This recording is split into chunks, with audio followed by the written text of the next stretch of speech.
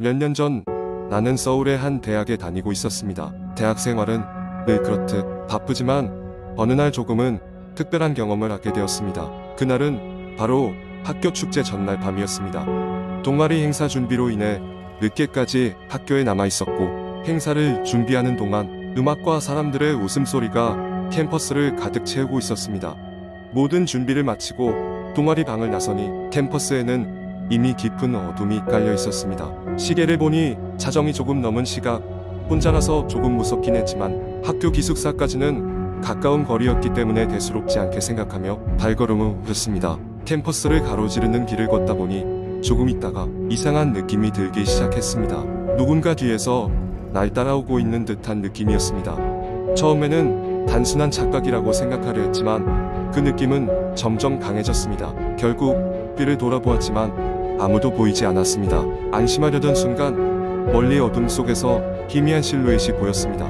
이내 그 실루엣은 점점 다가오기 시작했습니다. 두려움에 빠르게 걷기 시작했고, 이내 그것은 거의 뛰기 시작할 때쯤 순간 발밑에서 차가운 느낌이 전해졌습니다. 나는 깜짝 놀라 멈춰섰고 그 자리에서 한참을 기다렸습니다. 다행히 뒤를 쫓던 실루엣도 더 이상 다가오지 않았습니다. 일주일 후, 그날의 일은 거의 잊혀졌지만 그래도 친구들에게 이야기하며 그저 이상한 밤이었다고 농담 반, 진담 반으로 이야기하곤 했습니다. 그런데 한 친구가 그 이야기를 듣더니 무언가 이상한 표정을 지었습니다. 너 혹시 그때 학교 뒤쪽에 있는 오래된 건물 쪽으로 간 거 아니야? 나는 고개를 끄덕였습니다. 그 친구는 곧바로 얘기해 주었습니다. 몇 년 전에 있었던 일인데 그 건물에서 어떤 학생이 실종됐다는 이야기가 있어. 그 사건 이후로 그 주변에서 이상한 소문이 돌기 시작했어. 밤이 되면 그 학생의 혼령이 길가를 배회한다는 그런 소문이야.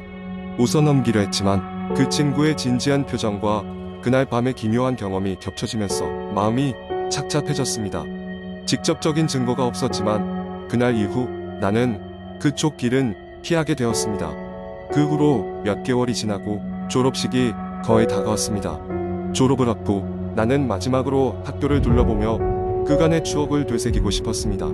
그러나 그 오래된 건물만큼은 여전히 가까이 가고 싶지 않았습니다. 졸업식 전날 같은 동아리 친구들과 함께 캠퍼스 투어를 하며 사진을 찍기로 했습니다. 막바지에 다다랐을 때 이번에는 그 친구들이 오래된 건물 쪽으로 가보자고 했습니다.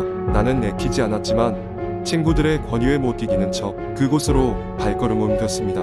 그곳에 다시 가보니 알 수 없는 이질감이 몸을 휘감았습니다. 건물 앞에 서니 지난번의 서늘한 감각이 되살아났습니다. 그냥 지나치려는 순간 한 건물 창문에 무언가가 스쳐가는 게 보였습니다.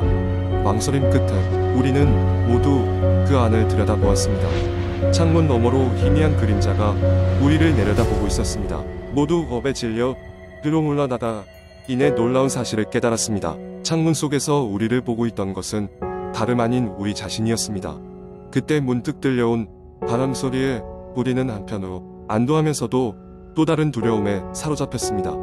사람들은 그것을 우리를 놀래기 위한 설치된 장치라고 이야기했습니다. 그러나 저는 그 후로도 그 경험이 머릿속에서 사라지지 않았습니다. 졸업 후 몇 해가 지나도 종종 그 밤의 기억이 떠오르곤 합니다. 학교의 전설은 과장된 이야기일 수도 있겠지만 그날 밤의 경험은 여전히 미스터리한 채로 남아 있습니다.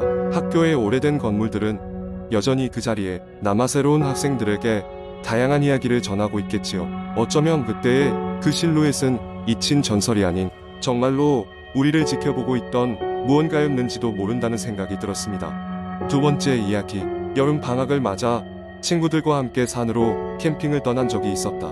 우리가 도착한 곳은 인터넷에서 꽤 유명한 장소로 밤이 되면 이상한 소리가 들린다는 소문이 도는 곳이었다. 그곳에 도착했을 때는 해가 막 지고 있었고 우리는 서둘러 텐트를 쳤다. 그렇게 준비를 마치고 모닥불을 피워 저녁을 먹으며 이야기를 나누기 시작했다. 모닥불 주위에서 우리 중 하나가 그 소문에 대해 꺼냈다.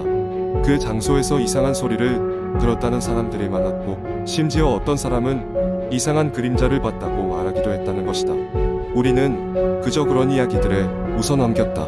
어차피 그런 소문이야 어디에나 있는 법이니까. 그렇게 밤이 깊어가고 우리는 하나둘씩 텐트 안으로 들어가 잠자리에 들었다.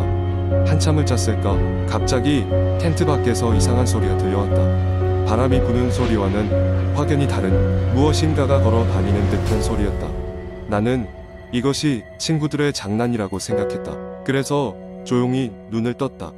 그런데 모닥불의 불빛이 희미하게 텐트 안으로 비치고 있었고 그 앞에 걸려있는 그림자가 눈에 들어왔다. 누군가가 텐트를 서성이고 있는 듯한 모습이었다. 순간 소름이 쭉 돋았다. 텐트 안의 모든 사람들은 분명히 잠들어 있었다. 외부에 있는 그 무엇은 우리가 아닌 다른 사람이었다. 나는 숨을 죽이고 그 그림자의 움직임을 지켜보았다. 그 그림자는 점점 우리 텐트를 향해 다가왔고 이상한 중얼거림 같은 소리가 들리기 시작했다. 마치 오래된 무덤의 저주 같은 이해할 수 없는 언어였다.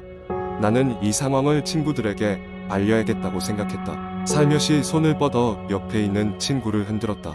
친구는 낮은 소리로 무슨 일이야? 라고 물었고 나는 입술을 손가락으로 가리키며 밖을 가리켰다. 그러자 친구도 그 그림자를 보고 나서야 사태의 심각성을 깨달았다. 우리 둘은 조심스럽게 다른 친구들을 깨우고 상황을 설명했다. 모두가 깨어났지만 아무도 밖으로 나가 용기가 나지 않았다. 그동안 그 그림자는 여전히 텐트 주변을 거닐고 있었다. 우리들은 조용히 핸드폰을 꺼내어 불빛을 비추고 그림자의 정체를 알 수 없는 것에 두려워했다. 마침내 한 친구가 경찰에 전화를 걸었고 가장 가까운 경찰서에서 이쪽으로 오고 있다는 답을 받았다. 그 뒤로 시간이 얼마나 지났을까? 경찰차의 불빛이 언덕 너머로 보였다. 그런데 신기한 것은 경찰이 도착하자마자 그 그림자의 형체가 사라졌다는 것이다. 경찰들은 주변을 수색했지만 아무런 흔적도 발견할 수 없었다. 이곳에 있었던 것이 무엇인지는 여전히 미스터리로 남게 되었다. 그날 밤 우리는 텐트 안에서 꼬박밤을 새워야 했다. 다시는 그곳으로 캠핑을 가지 않기로 결심한 것은 두말할 나위 없었다. 캠핑을 떠나기 전까지만 해도 그저 소문에 불과한 이야기라고 생각했으나 그날 밤 이후로는 다른 사람이 느낀 공포를 이해할 수 있게 되었다. 지금도 그곳에 가면 그 이상한 그림자가 우리를 기다리고 있을지도 모른다는 생각에 그 장소에 대한 이야기는 서로 꺼내지 않기로 했다. 세 번째 이야기. 어느 늦은 밤 서울 외곽의 한 작은 아파트 단지에서 시작된 이야기이다. 이곳은 오래된 건물로 오랜 세월을 견뎌온 흔적이 곳곳에 남아있었다. 좁은 복도에는 어둑어둑한 조명이 일렁였고 이따금 전등이 깜빡이곤 했다. 이 아파트에는 유난히도 임대가 쉽지 않은 304호가 있었다. 304호는 여러 차례 입주자가 들어왔지만 그들은 오래 머물지 못하고 모두 떠나버렸다. 아니, 마치 무엇인가에 쫓기듯 도망치듯 떠나곤 했다. 입주자들은 대개 아무런 설명도 남기지 않고 이사를 갔다. 밤마다 들려오는 정체불명의 소음과 차가운 기운 때문이라는 소문만이 남았다. 어느 날 대학을 갓 졸업하고 새로운 출발을 다짐하며 서울에 상경한 영수는 304호에 입주하게 되었다. 저렴한 가격과 적당한 공간은 그에게 더할 나위 없는 선택이었다. 처음 며칠간은 아무런 문제도 없었다. 하지만 일주일이 지나면서부터 영수는 이상한 현상을 경험하기 시작했다. 영수는 깊은 잠에 들려고 할 때마다 알 수 없는 속삭임이 그의 귀에 들려왔다. 그것은 분명히 현관문 밖에서 나는 소리였다. 처음에는 바쁜 신경 때문에 생긴 환청이라며 무시하려고 했지만 밤이 깊어질수록 그 속삭임은 더욱 뚜렷해져 갔다. 호기심을 이기지 못하고 어느 날 밤 영수는 조용히 문을 열어보았다. 그러나 복도에는 아무도 없었다. 다만 이상하리만치 차가운 기운만이 그를 감쌌다. 그 이후로 영수는 304호에서 점점 더 기이한 일들을 겪게 되었다. 주방의 수도꼭지가 혼자 열리곤 했고 거실의 전등이 갑자기 꺼지거나 켜졌다. 상자 속에서 꺼낸 적 없는 낡은 사진들이 방바닥에 흩어져 있는 일도 있었다. 사진 속 인물들은 모두 검고 공허한 눈으로 그를 바라보고 있는 것 같았다. 더 이상은 참지 못하겠다고 생각한 영수는 304호에 얽힌 소문을 조사하기 시작했다. 그는 아파트 관리실 직원과 이웃들을 통해 과거에 이곳에서 무슨 일이 있었는지 알아보려고 했다. 마침내 그는 아파트 단지 주변을 배회하던 한 노인을 만나게 되었고 그를 통해 충격적인 사실을 알게 되었다. 304호는 정확히 10년 전 한 끔찍한 사건의 현장이었다. 그곳에 살던 젊은 부부가 어느 날 밤 원인을 알 수 없는 이유로 사라져버린 것이다. 경찰은 현장에서 어떠한 단서도 찾지 못했고 그들의 실종은 미궁 속에 빠졌다. 남겨진 것은 단지 모텔 방에 방치된 채 잔뜩 구겨진 사진 몇 장과 짙은 불안감뿐이었다. 영수는 노인의 이야기 이후 무언가에 홀린 듯 과거 사건에 더욱더 집착하게 되었다. 그날 밤 그는 다시 한번 속삭임을 들었다. 이번에는 분명했다. 무언가가 그를 304호 밖으로 유인하고 있었다.